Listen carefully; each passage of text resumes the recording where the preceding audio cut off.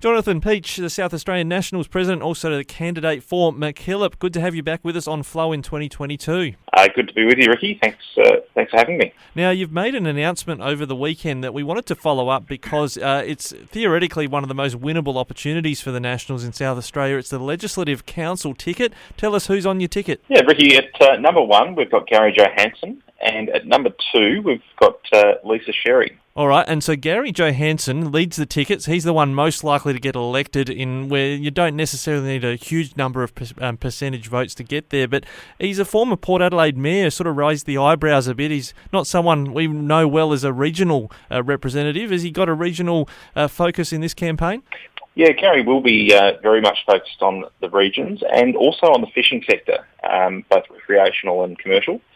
Gary has some substantial business interests in the city that everybody's probably aware of, but he's also quite focused on some of his interests in the country and on regional development. So he's actively involved in it, not just talking about it, but actively doing it.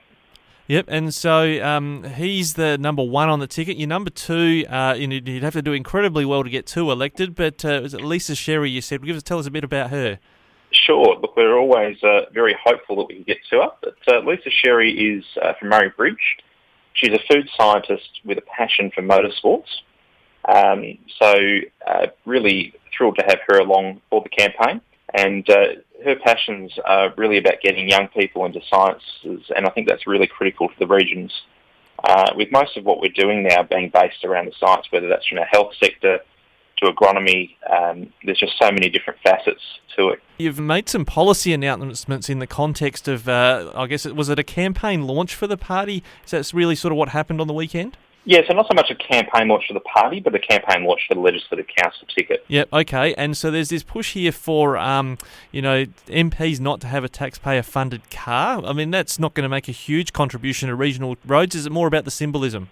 Look, you could say it's about the symbolism, but I think it's about MPs focusing on what's important and not being in it for the perks that go along with it.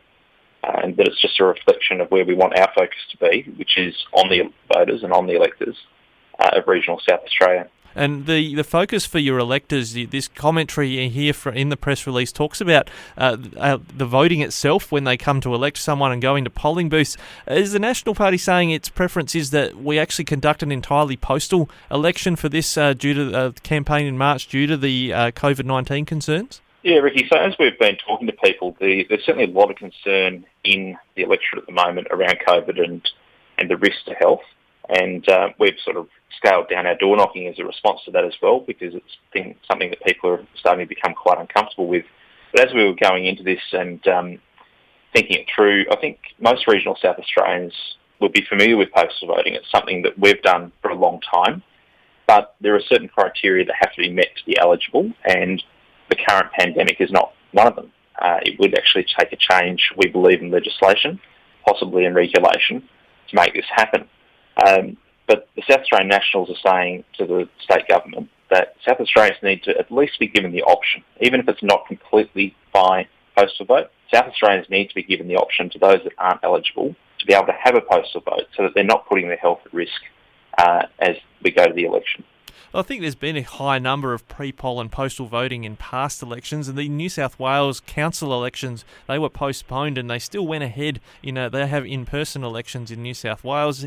Why is it that concerning here in South Australia? Is it because we've got a lower vaccination rate than other states? No, I don't think it's so much about that, Ricky. I think it's about the fact that we've got a situation where the current COVID virus has become much more transmissible.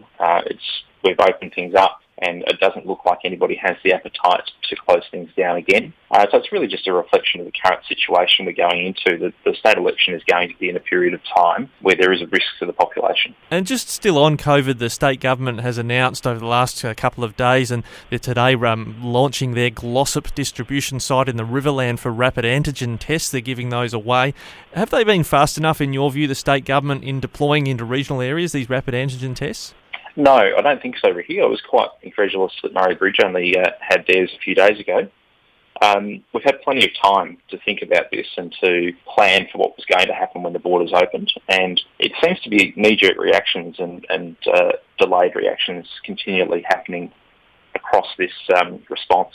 Well, and when you talk about, like, Murray Bridge was fairly late in the piece, is this another example of where there's a city-centric problem in state politics where sometimes the regional areas feel like they're an afterthought? I would certainly say so. And I'm thinking about that situation, if some of our larger regional centres weren't prioritised early on in the deployment strategy, we've got a situation where country people aren't just having to drive to their regional centres, but they're having to drive into Adelaide to get testing, potentially being ill or being affected. So it also increases that risk of transmission. Yeah, and just lastly, the Kingston Southeast, the hospital, I think had to close, may still be closed. I haven't been able to check that first day back in the office, but is that a sort of canary in the coal mine for regional health when you've got a COVID transmission rate that's happening? The Anguston Hospital, I think, is only taking COVID cases and nothing else now. Is this sort of showing how poorly funded country health has been in South Australia? Yeah, Ricky, I think I'd go back again to what I was saying just before, that we've had time to prepare for this. We've had time to set up some dedicated centres, and I think we're finding now that there hasn't been enough thought going into it, and it's really showing that the regional health system does need to be improved. All right, well, we look forward to hearing more on the policy front from the SA Nationals going into the election, maybe catching up with Gary Johansen. Johansen Pietzsch, State President for the Nationals in South Australia and candidate for Mackillop. Great to catch up with you again today. Thank you for having me.